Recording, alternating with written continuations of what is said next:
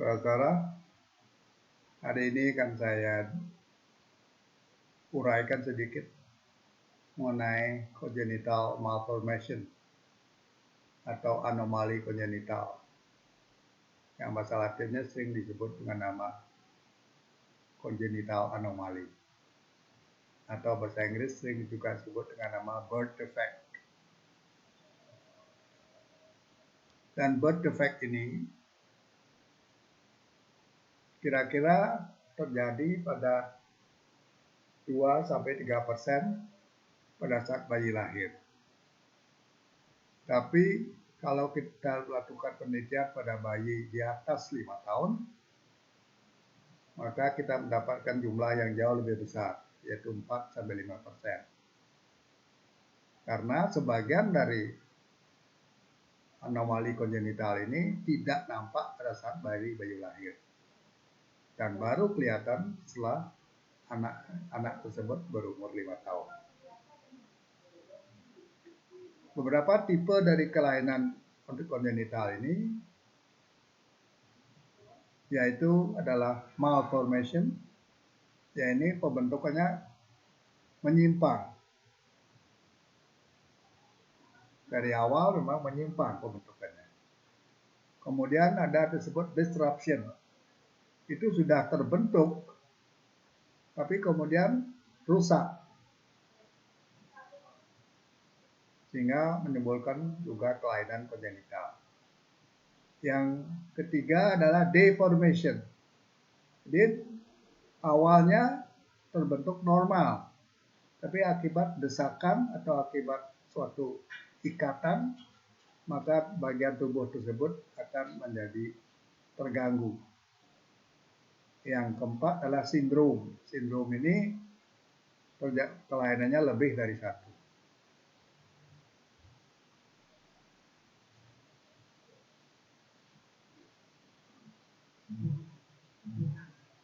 Nah, menyangkut birth defect ini, maka timbullah suatu ilmu baru yang kita sebut dengan nama teratologi. Dan penyebab dari terjadinya kelainan kongenital ini adalah kita sebut dengan nama teratogen.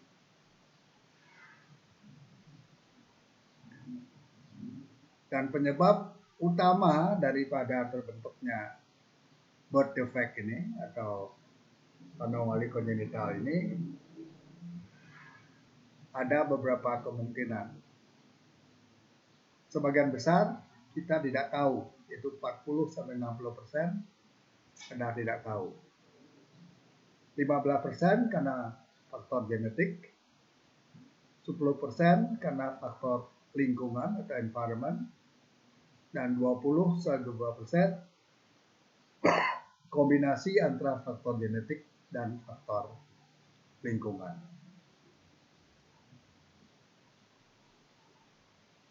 Tipenya sudah saya katakan tadi, malformation, disruption, deformation, dan sindrom.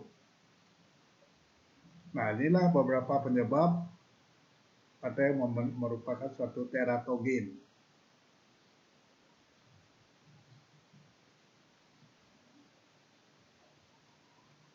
Maka itu kita harus, pada seorang ibu yang hamil, harus menghindari hal-hal seperti ini.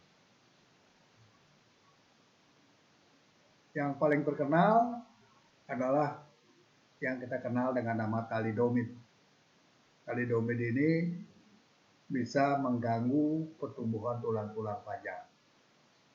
Sehingga lahirlah anak-anak yang tanpa membrum, bisa tanpa membrum superior, bisa tanpa membrum inferior, bisa kedua-duanya. Tapi di lain pihak banyak juga penyakit yang bisa menimbulkan kelainan ini. Maka itu kita harus betul-betul menghindari penyakit-penyakit tersebut kalau jangan sampai mengenai ibu yang sedang hamil. Begitu juga dengan obat-obatan. Maka itu pada ibu-ibu yang hamil kita harus hati-hati betul memberikan obat. Karena beberapa obat akan bisa menimbulkan anomali kongenital.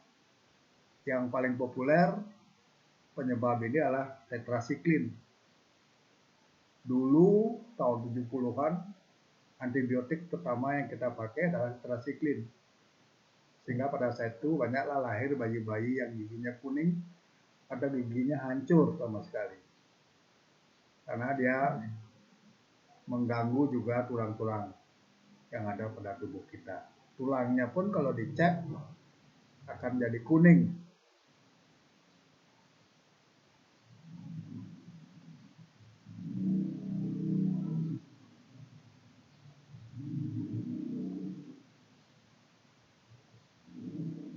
Nah, faktor yang lingkungan yang banyak berpengaruh yang dapat menimbulkan malformation adalah penyakit infeksi.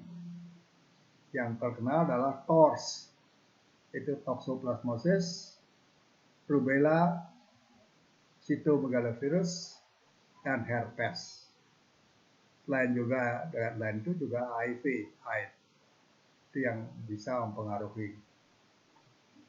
Yang kedua adalah radiasi. Kalau zaman dulu orang sering menggunakan sinar X, tapi sekarang sudah agak berkurang, ya.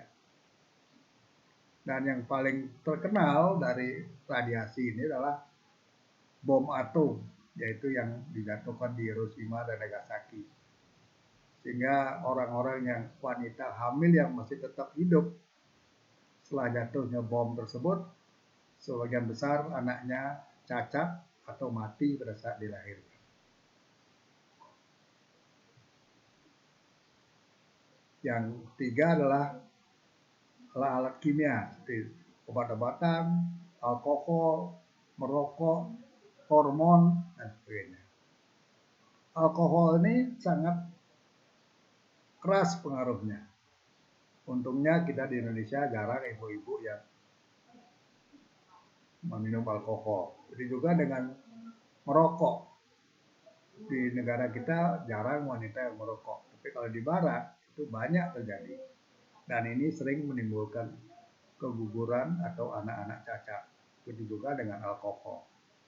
Hormon juga demikian. Nah, itu pada orang hamil, hati-hati pemberian hormon ini. Itu juga penyakit-penyakit dari ibu. Misalnya seorang ibu yang menderita diabetes juga akan mengalami gangguan dalam perkembangan anaknya. Yang menarik adalah kekurangan salah satu unsur di dalam makanan, the nutrition deficiency. Ini banyak terjadi di daerah-daerah pegunungan. Karena di daerah pegunungan banyak tumbuhan yang tidak bisa hidup, sehingga orang-orang tersebut memakan suatu makanan yang kurang dalam bahan-bahan tertentu. Dan ini juga sangat mempengaruhi perkembangan daripada embrionya. Dan kalau logam-logam berat itu tidak hanya mempengaruhi bayi, tapi juga mempengaruhi yang meminumnya.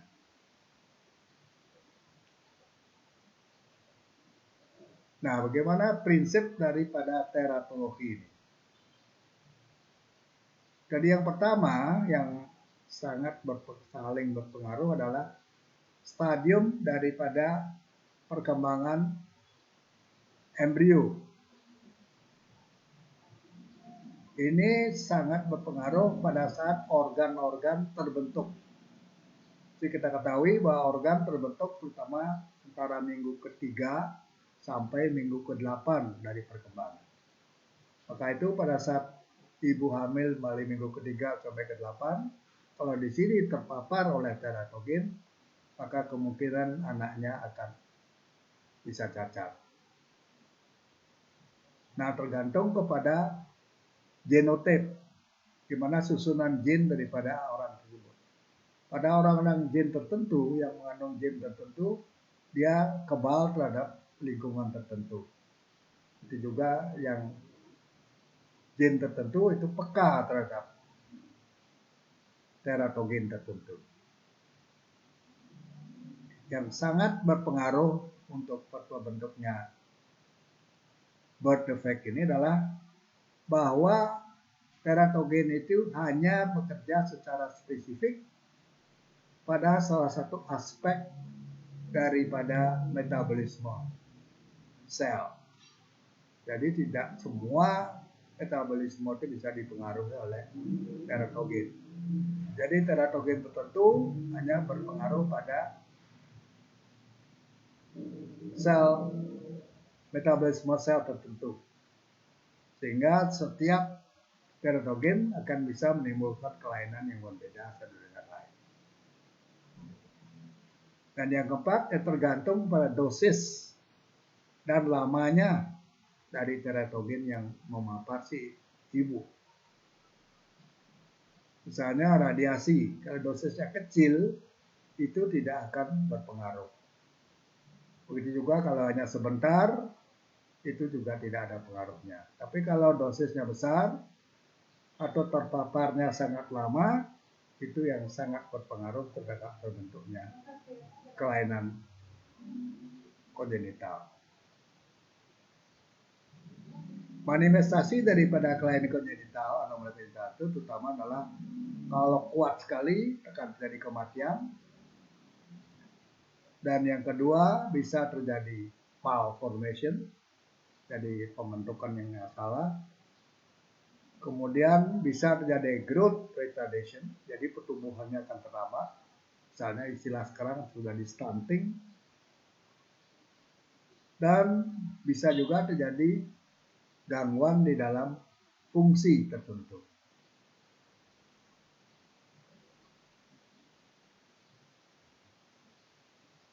Nah, itulah sedikit mengenai prinsip-prinsip dari birth defect atau anomali kongenital atau anomali malformation. Nah, inilah salah satu contoh dari kelainan yang bisa terjadi. Jadi di sini terjadi satu kembar yang dempet, kembar siam. Ini banyak dipengaruhi oleh faktor luar. Dan banyak lagi kelainan-kelainan lain yang bisa terjadi pada bayi yang baru lahir. Misalnya defek pada bibir, misalnya defek pada telinga, pada mata, dan sebagainya. Nah, itulah yang bisa saya ceritakan mengenai birth defect ini atau anomali kongenital.